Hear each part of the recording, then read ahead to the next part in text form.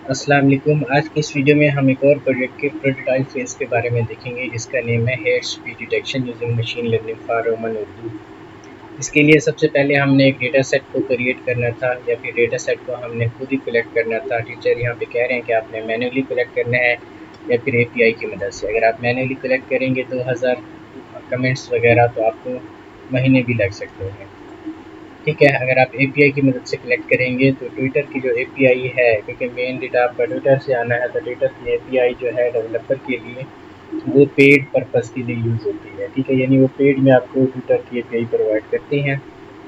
तो इसलिए हमने इसका जो डेटा है वो कैगल से तो नहीं उठाया, लेकिन सिमिलर सोर्सेज या वेबसाइट से हमने उठाया हुआ है।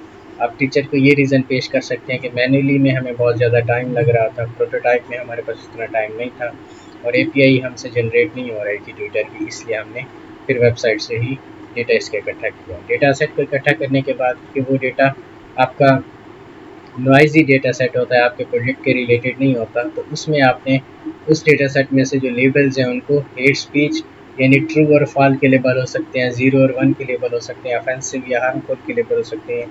आपने उनको हेट स्पीच यानी एचएस और एनएचएस यानी नॉन हेट स्पीच के साथ डुप्लीकेट या रीनेम करना है उनके जो लेबल्स वगैरह हैं। यहाँ पे आपने या तो पाइथन का एनाकोंडा यूज़ करना है। ठीक है, इसको आपने डाउनलोड कर लेना है, या फिर जुपिटर नोटबुक आपने यूज़ करनी है। आप गूगल कोलैब भी यूज़ कर सकते हैं। जुपिटर नोटबुक और गूगल कोलैब दोनों सेम तरह के ही टूल्स हैं आपके पास अपना ये प्रोजेक्ट बनाने के लिए, लेकिन प्रेफर टीचर यही करते हैं कि आप जुपिटर नोटबुक को ही अपना रन करवाएं, क्योंकि वो बाद में फिर आपको तंग करेंगे। वो कहेंगे कि आपने जुपिटर पे क्यों नहीं बनाया है, गूगल कोलैब पे क्यों बनाया है। वैसे दोनों की सिमिलैरिटी है, यूज़ सिमिलर ही है। ठीक है, फिर आपने रीड करना था यूजिंग पाइथन। अपना डेटा सेट आपने रीड करना था पाइथन की मदद से। फिर शेप लेनी थी अपने डेटा सेट की कि उसमें कॉलम्स कितने हैं, रोज़ कितनी हैं, और इसमें मतलब टोटल्स कॉलम कितनी है। फिर आपने फर्स्ट 7 रोज़ को शो करवाना था डेटा हेड की मदद से। फिर आपने लास्ट 3 रोज़ को भी शो करवाना था या प्रिंट करवाना था डेटा टेल की मदद से। प्री प्रोसेसिंग स्टेप्स पे आ जाते हैं हम। तो 3 मेजर अपने प्री प्रोसेसिंग स्टेप्स यहाँ पे डिफ़ाइन करने थे या फिर इम्प्लीमेंट करवाने थे, जिसमें मिसिंग वैल्यूज़ हैं। सबसे पहले तो आपने ये चेक करना था कि कोई वैल्यू मिसिंग तो नहीं है। अगर तो मिसिंग है तो फिर आपने उसको या तो रिमूव करवाना था या फिर प्रॉपर वैल्यू के साथ उसको रीनेम कर लेना था। ठीक है, इसके बाद आपने डुप्लीकेट वैल्यूज़ को भी चेक करना है। सबसे पहले तो ये चेक करना है कि आपकी कोई वैल्यू डुप्लीकेट तो नहीं है। अगर है तो फिर आपने उसको या तो रिमूव करना है या फिर कोई उसकी जगह पुट करना है। फिर नॉइज़ और आउटलायर्स वगैरह को आपने यहाँ से डिस्प्ले करवाना है। अगर तो वो हैं तो ठीक है, अगर नहीं है तो उनको फिर आपने क्या है रिमूव, अगर हैं तो वो रिमूव करवाना है, नहीं है तो फिर ठीक है। नॉइज़ेज़ आपके पास क्या होती हैं, नॉइज़ और आउटलायर्स आपके पास या तो मिनिमम लेंथ वाले कॉलम्स रोज़ होते हैं जिनके अंदर डेटा आपका जो कमेंट्स आपके होते हैं वो थोड़े से होते हैं, जैसे कि व्हाट इज़ हाउ, इस तरह से मतलब 2-3 वर्ड होते हैं, इनको हम नॉइज़ या आउटलायर्स वगैरह कहते हैं। 2-3 बच्चों के लिए हमने ये प्रोजेक्ट बनाया हुआ है। तो एक तो हमारे पास 2 बच्चों का ग्रुप बना हुआ है, दानिश और नौमान का, और एक आप हमारे पास है परवेशा इस्लाम। ठीक है, तो सबसे पहले हम इनका प्रोजेक्ट डिस्कस कर लेते हैं। हमने गूगल कोलैब के ऊपर ये वाला प्रोजेक्ट बनाया हुआ है, तो आप इसके लिए जुपिटर का भी यूज़ कर सकते हैं, गूगल कोलैब का भी यूज़ कर सकते हैं। जुपिटर नोटबुक का यूज़ कैसे करना है वो भी हम आपको बताते हैं।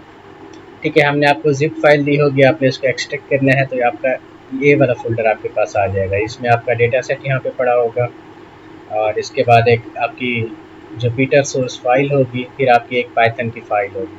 पाइथन की फ़ाइल हमने इसलिए डाली है क्योंकि टीचर आपको ये कह सकते हैं कि आपका जो डेटा सेट है वो तो प्री प्रोसेस्ड है डेटा सेट, और इसमें लेबल जो हैं वो आपने पहले से ही हेड स्पीच और एच और एन के नाम से बनाए हुए हैं, तो आपने ये इस कोडिंग कोलैब की कोडिंग के अंदर क्यों नहीं किया। तो ये वाली लेबल की फ़ाइल आप टीचर को दिखा सकते हैं, स्प्लिट वाली फ़ाइल को। ठीक है, कि इसमें हमने क्या किया हुआ है, वो वाला काम हमने यहाँ से पहले ही करवा लिया हुआ है, ताकि हमारा जो डेटा सेट है वो पहले अपना प्री प्रोसेस हो जाए। ठीक है, लेबल्स वगैरह को। ठीक है, तो इसलिए हमने ये वाली फ़ाइल डाली हुई है। अगर टीचर पूछें तभी आपने बताना है, अदरवाइज़ चुप करते रहना है। सबसे पहले हमने यहाँ पे नेसेसरी जो लाइब्रेरीज़ हैं वो यहाँ पे इंपोर्ट करवाई हैं। ठीक है, ये आपने रन कैसे करना है, आपकी ये वाली जो फ़ाइल है ये आपने रन कैसे करनी है। वैसे हमने एक प्लेलिस्ट आप लोगों के लिए बनाई हुई है जिसमें हमने ये पूरे प्रोजेक्ट को समझाया हुआ है, फिर भी हम बता देते हैं।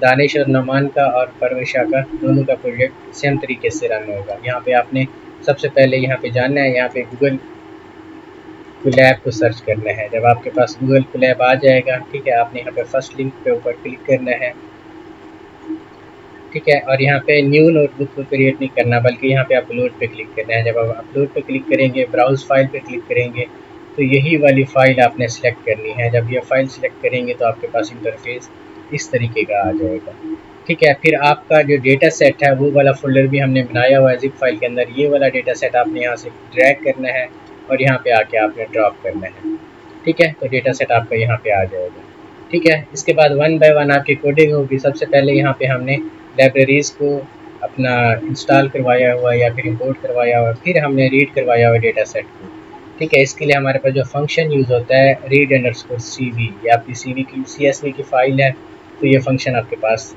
आ जाता है। df.head का मतलब है कि पहली 5 कॉलम बाय डिफ़ॉल्ट जो आपके डेटा सेट की हैं वो यहाँ पे आपने शो करवाना है। यहाँ पे जो DF है इसका मतलब है डेटा फ्रेम, ठीक है। ये जो PD है मतलब पांडास, पांडास आपके पास एक लाइब्रेरी है जिसकी मदद से आप डेटा सेट के साथ या फिर अपना CSV फाइल के साथ, एक्सेल फाइल के साथ छेड़छाड़ कर सकते हैं। दूसरा आपके पास जो दूसरी आपकी जो रिक्वायरमेंट थी वो ये थी कि आपने HS और NHS को लेना है। हमारा जो डेटा सेट है यहाँ पे लेबल्ड है पहले से, इसलिए ये वाली रिक्वायरमेंट हमारी पहले से ही फुलफिल हो गई है।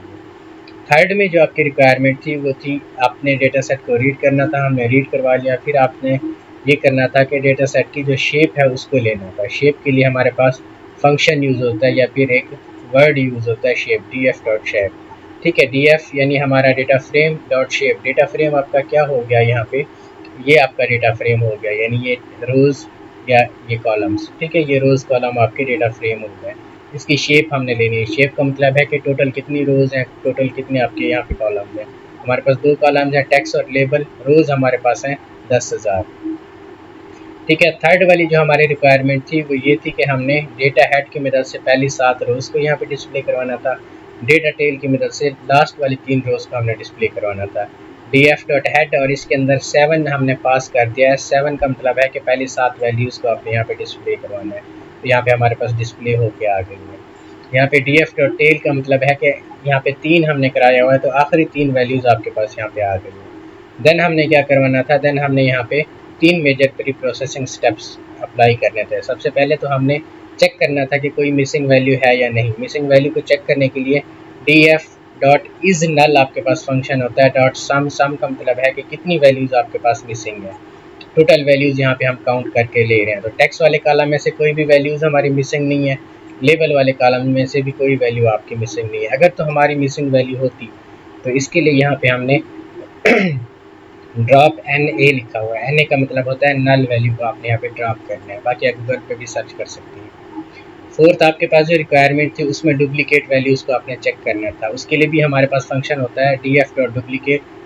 .sum का मतलब होता है कि टोटल डुप्लीकेट वैल्यूज़ को बताओ कि कितनी टोटल हमारे डेटा सेट के अंदर से कितनी वैल्यूज़ डुप्लीकेट है। तो हमारे पास 14 वैल्यूज़ डुप्लीकेट थी, तो इनको भी हमने क्या करवाया हुआ है, अपना df.drop करवाया। ड्रॉप का मतलब है कि ये सारी वैल्यूज़ आपकी ड्रॉप हो जाएंगी जो डुप्लीकेट होंगी। दोबारा से हमने इनका सम चेक किया हुआ है तो सम आपके पास 0 आ जाएगा। इसके बाद हमने रिमूव करवाना था आउटलायर्स को, तो यहाँ पे सिंपल मेथड हमने करवाया हुआ है कि अगर किसी भी स्ट्रिंग की यहाँ पे टेक्स्ट की लेंथ ग्रेटर देन या इज इक्वल टू 5 होगी तो वो आपका आउटलायर्स में शुमार होगा। इसलिए हमने उनको क्या किया हुआ है, हमने उनको अपना रिमूव करवाया हो। यहाँ पे आप less than is equal to 5 भी ले सकते हैं या फिर यहाँ पे लेस देन भी लें, ठीक है, तो भी आपकी आउटलायर्स वगैरह रिमूव हो जाएंगे, ठीक है। इसके बाद हमने डेटा हेड को लिया है, ठीक है। यहाँ पे लेस देन 5 करेंगे तो सारे के सारे रिमूव हो जाते हैं।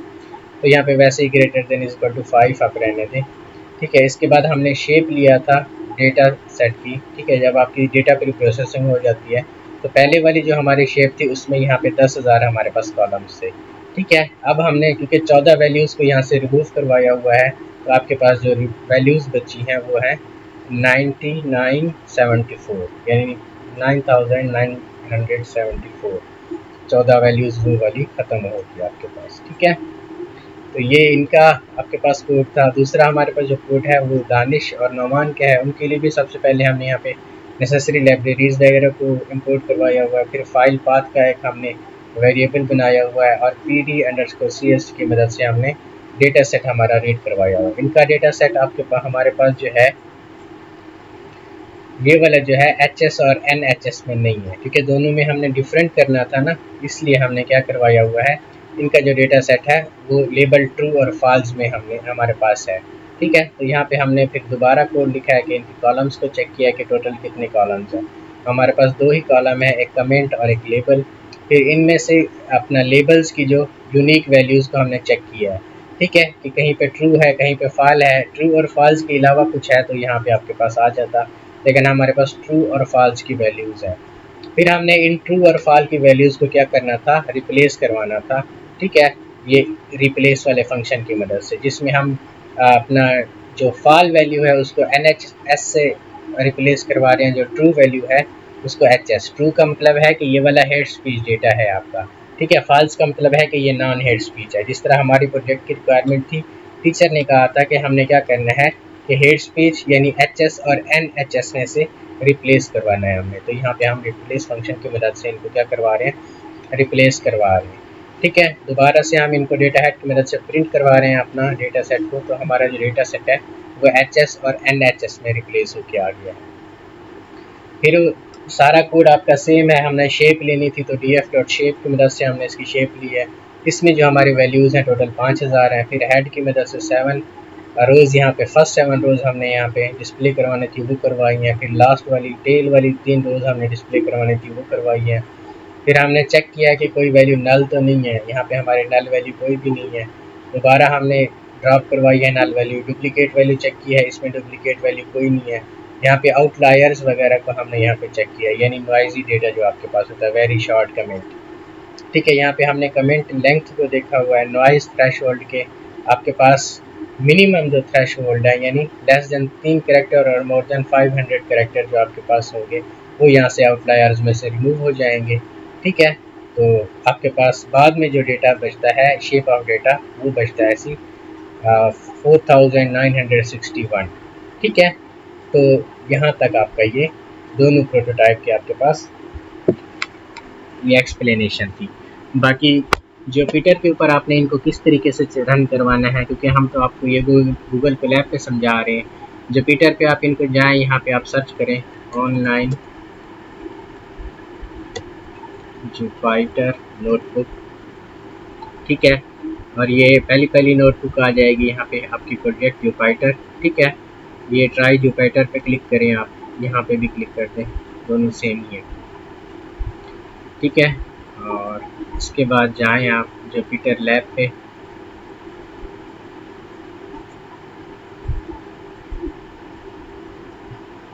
ठीक है, ये जुपिटर लैब आ गई। यहाँ पे आपने अपनी जो फाइल है वो यहाँ पे डालनी है। ठीक है, तो हमारे पास अपना ये जो दानिश का प्रोटोटाइप है, हम यही यहाँ से सबसे पहले तो एक्सेस करते हैं ये वाली।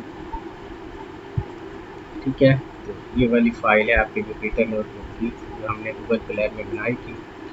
तो ये वाली फ़ाइल आपके पास डबल क्लिक करेंगे तो यहाँ पे आ जाएगी। टीचर को वाइवा आपने परविशा और दानिश नौमान ने यहाँ से देना है। ठीक है, यहाँ से डेटा सेट भी वैसे ही आपने ड्रैग एंड ड्रॉप करना है। ये डेटा सेट है आपका, यहाँ से कॉपी करें और यहाँ पे ड्रैग एंड ड्रॉप करें आप।